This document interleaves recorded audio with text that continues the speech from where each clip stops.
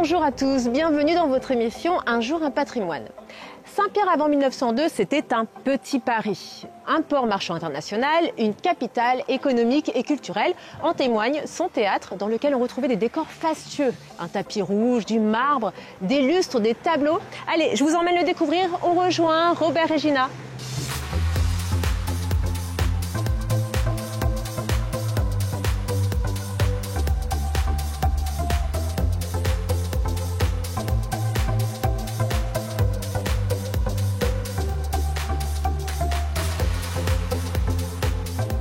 Bonjour Monsieur Regina. Bonjour Christine. Vous m'emmenez au théâtre aujourd'hui? Oui, tout à fait. Alors on va faire preuve d'imagination. Oui, de beaucoup d'imagination, puisqu'aujourd'hui nous sommes sur un théâtre qui est en ruine, mais il a été conçu initialement en 1786 par 4 négociants pirotins.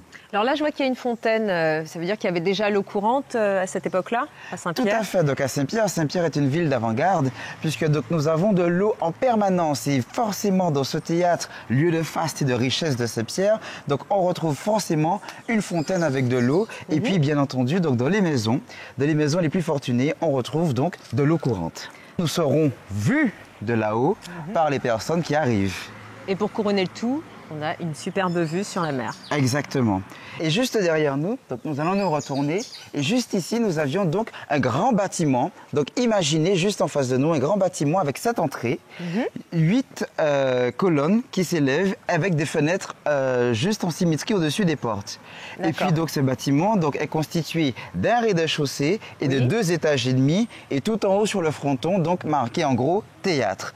Alors ça y est, nous sommes dans l'enceinte du théâtre? C'est ça, donc là on commence à rentrer, nous sommes juste dans le vestibule. Ensuite nous allons nous diriger donc vers le guichet, donc où on peut encore voir en fait ce qui reste de l'entrée du guichet. Et ensuite nous allons enfin pouvoir entrer dans le théâtre maintenant que nous avons notre ticket. Allons-y. Alors nous avons une entrée avec un sol en marbre. Voilà, donc ici commence en fait la différenciation des classes. Donc ici, avec ce sol en marbre, on a l'entrée des classes les plus aisées. Donc ici, donc, on peut le voir ici, c'est la première marche d'un escalier qui partait avec ses garde-corps en fer forgé vers la première. Et puis sur les côtés, donc l'accès directement au parterre.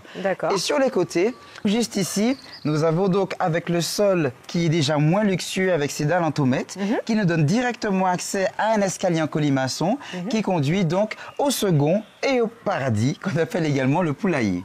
Donc là, nous entrons à l'intérieur du théâtre.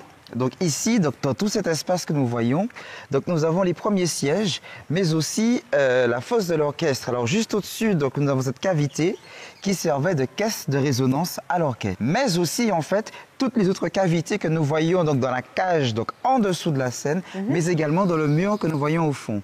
Et puis juste au-dessus, donc nous avons la scène qui s'étend donc au niveau du premier mur que nous voyons.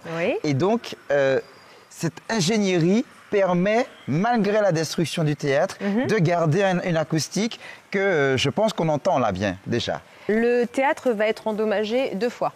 Alors le théâtre va être endommagé 2 fois, donc un triste sort pour ce théâtre, puisqu'en 1813 il sera détruit par un premier cyclone, il sera rénové, puis redétruit en 1891 par un deuxième cyclone qui fera cette fois-ci beaucoup plus de dégâts sur la ville de Saint-Pierre en général. En fait, en 1891, lorsqu'il sera détruit donc, par ce grand cyclone, il sera reconstruit et va réouvrir ses portes à partir de 1900.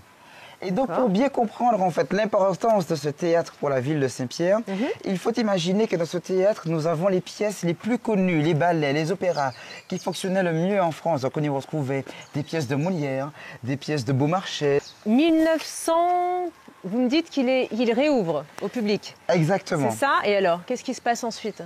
Donc en 1900, il ouvre à nouveau ses portes et malheureusement en 1901, il fermera à nouveau ses portes, mais cette fois-ci pour faillite. Ah, pour faillite, 1 an après. Voilà, juste 1 an après. Et donc, à partir de 1901, il ouvrira de nouveau, mais cette fois-ci uniquement pour le bal de carnaval et puis pour les cérémonies et les remises de diplômes. D'accord. Et qui finalement détruit donc en 1902 et qui sera à cause détruit de l'éruption volcanique. Exactement. Mais alors, bizarrement, la prison se trouve juste en contrebas du théâtre. À Saint-Pierre, on construit là où il y a du foncier. D'accord. Donc c'est pour cela qu'on retrouve donc, cette prison à côté donc, de ce théâtre. Et alors là, j'aperçois le cachot, le fameux cachot de Cyparis. C'est cela, donc le fameux cachot de Cyparis. Donc on comprend et on connaît plutôt déjà un peu l'histoire de la ville de Saint-Pierre. On sait qu'elle est détruite le 8 mai 1902 parce que cette nuée ardente donc déboule sur Saint-Pierre à près de 500 km/h avec une température incroyable. Et en fait cette nuée ardente est d'orientation sud-ouest. D'accord. Et ce qui permet à Cyparis donc de survivre de ce cachot, c'est également l'orientation de ce cachot qui est quasiment la même. Donc la nuée ardente passe par-dessus. Ce cachot est également protégé donc, par le Mornabel que nous avons juste à côté de nous.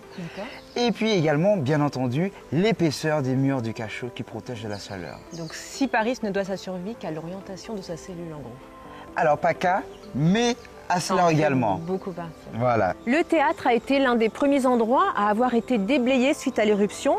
On y trouve aujourd'hui la statue de la Renaissance qui a été donnée à la ville par Madeleine de Jouvray, une sculptrice amoureuse de la ville de Saint-Pierre et très choquée par la catastrophe. Il faut savoir que le cachot est inscrit au titre des monuments historiques depuis 1979 et que le théâtre est classé depuis 1996.